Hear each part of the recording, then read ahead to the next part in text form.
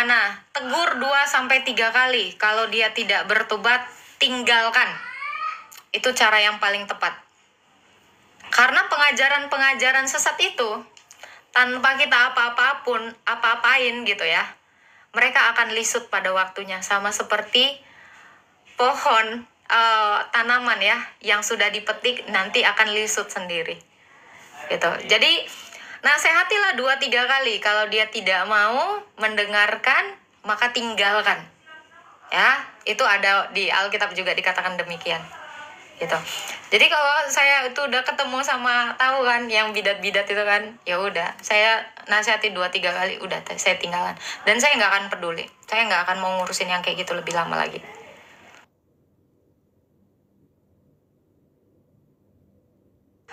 Pas ortulu buat siapa saksinya, Neng? Memang kalau lagi buat anak itu perlu disaksikan. Kok dodol kamu? Beda kesaksian iman dengan kesaksian buat anak. Ininya dipakai dong.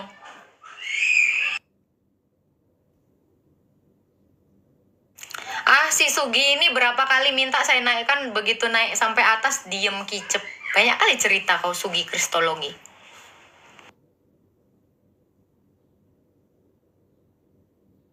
Kak, kenapa kalau di Komal Kristen ayat Quran yang buruk dan kalau di Komal Islam Alkitab yang buruk? Kenapa? Ya karena diburuk-burukin. Iya, kalau ayat Alkitab tuh nggak ada yang buruk ya, kata saya. Tetapi banyak pengajaran yang dituliskan di dalam Alkitab, ya. Terkesan buruk kalau kamu baca satu ayat, tetapi kalau kamu baca satu perikop itu maknanya besar dan artinya bagus. Gitu ya. Tetapi kalau ayat di dalam nggak usah kita burukin, ya sudah buruk. Gitu. Kenapa di Bible kok Tuhan jadi Tuhan ya? Memaksakan banget nih Bible. Ya nggak apa-apa. Kalau menurut kamu memaksakan ya terserah. Ya, kata kurios itu memang dimaknai Tuhan atau Tuhan. Ya, Tuhan itu artinya penguasa. Seiring berjalannya waktu, perubahan zaman, Tuhan itu tidak lagi disematkan untuk orang yang berkuasa. Bahkan sekarang ya, nama kita kalau misalnya di rumah sakit ya, Tuan A, Tuan B gitu, menyatakan dia itu tanda hormat gitu lah. Kalau kamu bilang memaksakan, ya enggak lah. Tanpa disematkan gelar Tuhan pun kepada Yesus Kristus, dia tetaplah Tuhan. Ya, karena dia adalah Allah yang inkarnasi menjadi manusia. Tanpa kamu mengakui dia Tuhan, dia tetap Tuhan. Gak perlu pengakuan orang. Karena apa? Yesus sendiri berkata ya, bukan hormat yang kubutuhkan. Ya, Tuhan itu tidak membutuhkan hormatmu. Tetapi Tuhan itu butuh engkau itu mendengarkan dia. Ya. Jadi Tuhan kita itu gak perlu diakui. Pengakuan itu gak perlu. Tanpa kita akui dia Tuhan, dia tetaplah Tuhan. Karena dia adalah the real of God. Tuh. Itu Bang Haleluya tuh gas meledak. Kurios itu artinya Tuhan. Kalau Theos baru Tuhan terus. Kalau dia kurios memang kenapa? Kalau dia kurios kenapa? Kamu nggak tahu arti kurios itu apa? Kurios itu apa? Gelar untuk siapa? Bisakah kurios itu disematkan kepada manusia biasa? Coba. Kamu belajar dulu etimologi kata kurios. Kurios itu tidak pernah bisa disematkan kepada orang yang biasa-biasa saja. Bisa, ya bisa. Kamu bikin-bikin aja bisa. Ortodoks karismatik ada nggak? Nggak ada. Nggak ada itu. Ortodoks ya tetap ortodoks. Kenapa Yesus disalib padahal dia bukan pembalap? Memang pembalap disalib.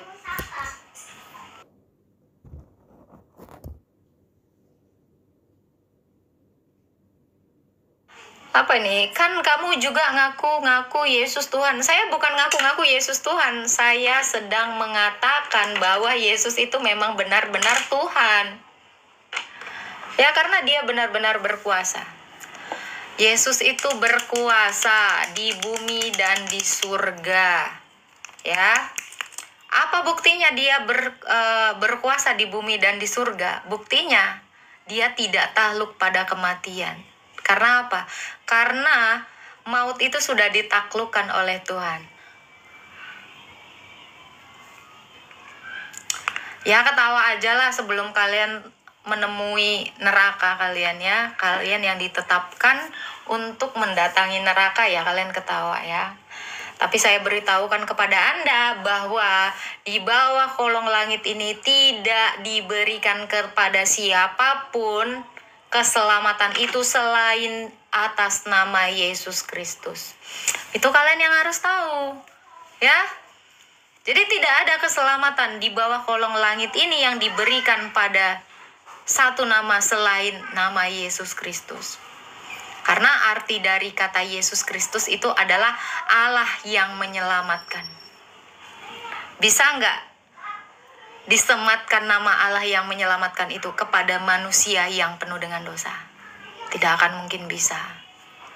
Ya kalau kalian menghina kemanusiaan Yesus, malaikat sendiri sudah berkata kepada Maria, ya, sesungguhnya Roh Allah akan menaungi engkau, kuasa Roh Kudus akan menaungi engkau, dan engkau akan melahirkan seorang anak yang disebut Kudus, anak Allah.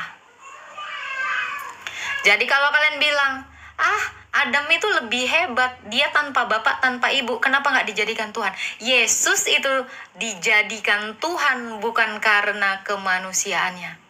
Tetapi Yesus itu benar-benar Tuhan karena dia adalah penguasa sesungguhnya yang menambahkan kodrat manusia. Ya, jadi bukan dia karena hebat karena dia lahir dari perawan. Bukan, ketuhanannya bukan karena dia lahir dari perawan. Tidak, tetapi karena dia benar-benar Allah. Allah yang mampu mengalahkan dosa. Loh, kita manusia aja nggak pernah bisa mampu mengalahkan dosa. Setiap hari kita berdosa. Tetapi Yesus Kristus, dia dicobai. Dan dia taat sampai mati. Bahkan sampai mati di kayu salib. Loh, apa masalahnya kok heboh dia? Ada orang kesaksian di room saya, heboh dia. Aduh. Aneh bin ajaib.